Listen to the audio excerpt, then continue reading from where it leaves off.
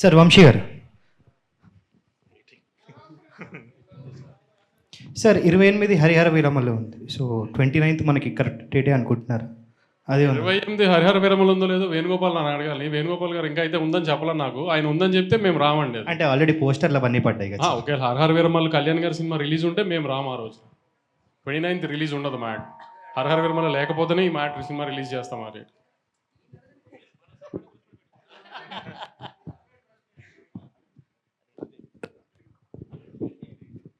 వంశీ గారు, నేను Venkat NTV sir. టీజర్లో ఫస్ట్ 116లో చదివించారన్నారు, ఏంటి సార్ ఇది? సినిమా ఖర్చు ఎక్కువైపోయింది, ఇంకా డబ్బులు లేక లాస్ట్లో తక్కువ చదివించాలి. లేదు సార్, అనౌన్స్మెంట్ అయింది, ఇంకా మా దగ్గరకు రాలేదు. 116 మీ ముఖంగా అడుగుతున్నా. Okay okay. అంటే మొత్తం కూడా ఇప్పుడు ప్రొడ్యూసర్గా మొత్తం కూడా మీ సిస్టరే చేస్తున్నారా? అంతే అంతే. ఈ సినిమా వరకు ఏదన్నా తనే చూసింది, అందుకని నా దగ్గర డబ్బులు లేక లాస్ట్లో తక్కువ చదివించాం. మీరేమి సజెషన్స్ ఇచ్చారా ఆమెకి ఒక ప్రొడ్యూసర్గా ఏంటి? ఇంకా చెప్పాను కదా, ఇప్పుడే లెర్నింగ్ స్టేజ్లో ఉంది కదా, తనే అన్ని నేర్చుకుంటుంది.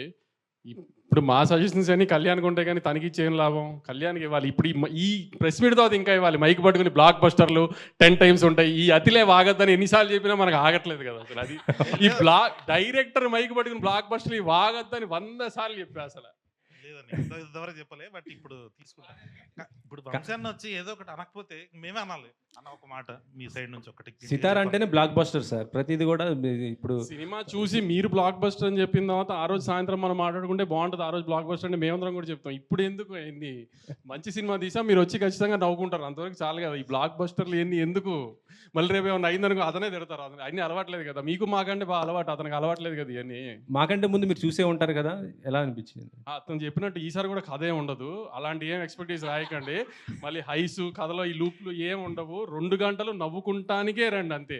ఇంజనీరింగ్ కాలేజ్ చదువుకుని ఇంజనీరింగ్ సంబంధించిన ఉద్యోగం చేయకూడదు అనుకున్న ఒక ముగ్గురు ఎదవలు ఒక మంచివాడిని ఎదవని చేసే కథ ఇది. మళ్ళీ యాస్టీస్గా ఈసారి హైదరాబాద్లో చేసిన అరాచకాలన్నీ అయిపోయినాయి అని గోవా షిఫ్ట్ చేసాం.